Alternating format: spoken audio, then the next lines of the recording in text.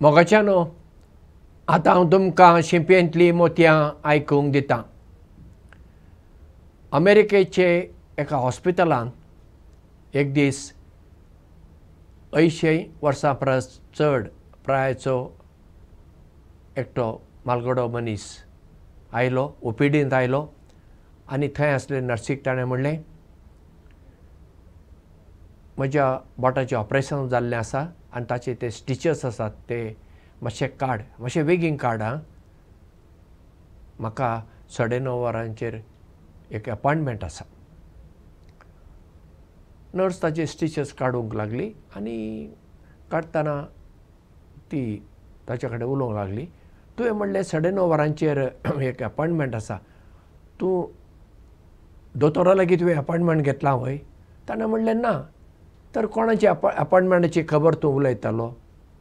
ताणें म्हणलें, घरा म्हजी घरकान्न आसा आनी तिका हांवें नाश्तो दिवंक जाय आनी तिच्या बरोबर हांव नाश्तो करतां. आनी तिका अल्झायमर ही पिडा जाल्ली आसा, तिका याद उरना, उगडास उरना. तेन्ना ती नर्स ताका म्हणटा, म्हणजे तूं आतां 9:30 वरांचेर पावलो ना जाल्यार ती तुजेर कितें रागार जातली? तो म्हणटा, ना, तिका राग कसो येतलो? तिका आज दीस खंयचो म्हूण खबर ना, वेळ खंयचो म्हूण खबर ना, हांव कोण म्हणूच तिका खबर ना, तिका म्हजी वळख मेळना. नर्स सामकी अजाप जाली. तिका तुजी वळख मेळना? ना, तिका म्हजी वळखूच मेळना. केन्ना पासून? जाली आतां 10 वर्सां चड जालीं. तिका म्हजी वळखूच मेळना. पूण हें सगळें तूं करताय? हय, हांव सगळें करतां. कित्याक? म्हाका तिची वळख मेळटा न्ही. हांव तिचो मोग करतां. हांव तिका सोडचो ना. तिका म्हजी वळख मेळना. कितें करुया? तें म्हाका गरजेचें न्हय. पूण जें कितें हांवें करूंक आसा तें हांव प्रामाणीकपणान, मोगान, उमेदीन करतां.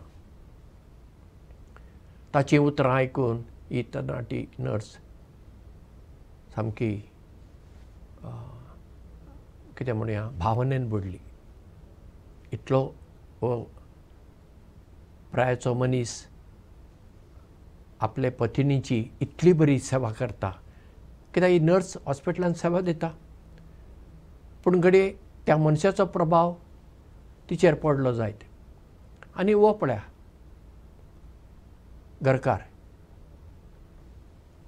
घरकान्न ताका वळखना तरी तो तिका वेळा वेळार तिचें जेवण दिता, तिची सेवा करता, सगळें करता. हाका म्हणटात खरो मोग. मोग म्हणजे फकत आकर्शण न्हय, एट्रॅक्शन म्हणटा आमी तितलेंच न्हय. मोग म्हणजे फकत कुडीचो संबंद हो न्हय. तो सगळो मोगाचो एक ल्हानसो भाग असो येता. मोग म्हणजे तूं ती सेवा दिताय दुसऱ्यांक, तळमळीची सेवा, ती निस्वार्थी सेवा, उमेदीन भरलेली सेवा आनी सातत्यान न चुकता दिसान दिसा तूं तें करताय. तो खरो मोग आसता. आनी ह्या मालगड्या मनशान आपल्या पत्नीचो इतलो मोग केलो. असलें चिंतप आतांच्या काळार इल्लें उणें उणें जायत चल्लां. आतां सगळें कितें जालां? हांव म्हाका, तूं तुका, देव समेस्तांक, असलें चिंतप. पूण इतलें आसून सयत अश्यो फामिली आसात, अशीं कुटुंबां आसात थंय तीं इतलीं एकवटान मोगान जियेतात. हाका लागून तांच्या जिवितांत अर्थ येता. तांचें जिवीत त्रास आसल्यारूय, कश्ट आसल्यारूय तें एक सुखाचें जाता, अर्थाभरीत जाता. म्हणटना आमी असली सेवा दुसऱ्यांक दिवंक जाय.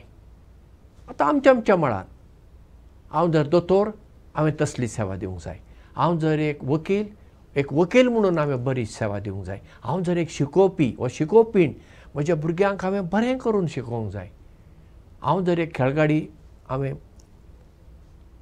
बरें करून खेळूंक जाय. हांव जर एक संगीतकार, हांवें बरें संगीत वाजोवंक जाय नाल्यार गावंक जाय. हाका लागून कितल्या जाणांची कितल्या मनशांची मनां म्हज्यान खुशाल करूं येतात. म्हणजे खंयच्या मळांत आमी काम करता त्या मळाचेर आमी त्यागाची उमेदीन भरलेली सेवा दिवपी मनशां जावया. देव बरें करूं आनी मोग आसूं.